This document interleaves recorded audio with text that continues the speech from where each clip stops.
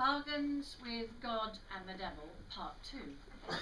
I will be testing you on which is the true one of the two stories, and I just wanted to tell you that I met a new friend in the interval who also went to a convent boarding school and had a similar pact, but God did even better for her because he smoked down the actual Virgin Mary, the girl who was playing the Virgin Mary, and the understudy herself got the part.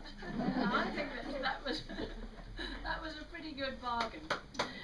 I better just explain.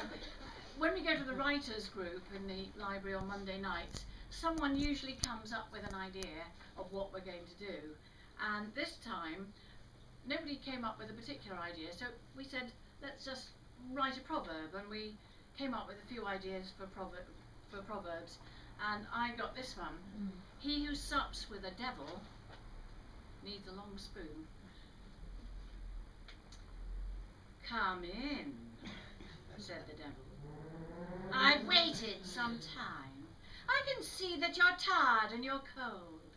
I've prepared you a dish of beautiful soup in return for that soul that you sold.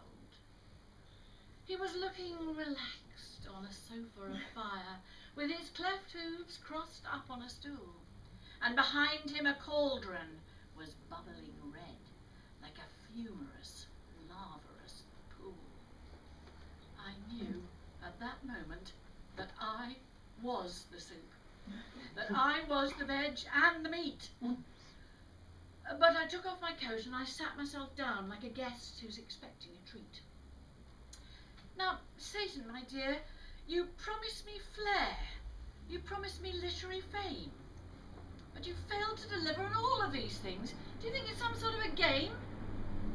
For the sake of your soul, so creative and fine, I may grant you some posthumous praise.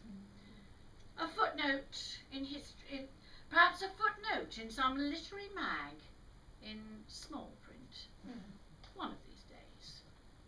But kindly accept this beautiful soup. And he handed me slyly a bowl.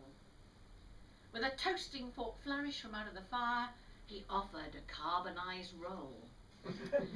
But I had prepared myself carefully for this, and I whipped out a long, heavy spoon, and I bonked him 3 times on his tough, horny head.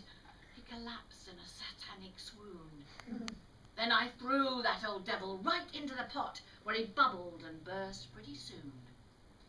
He who sups with a writer, remember these words: beware of the long writer's spoon.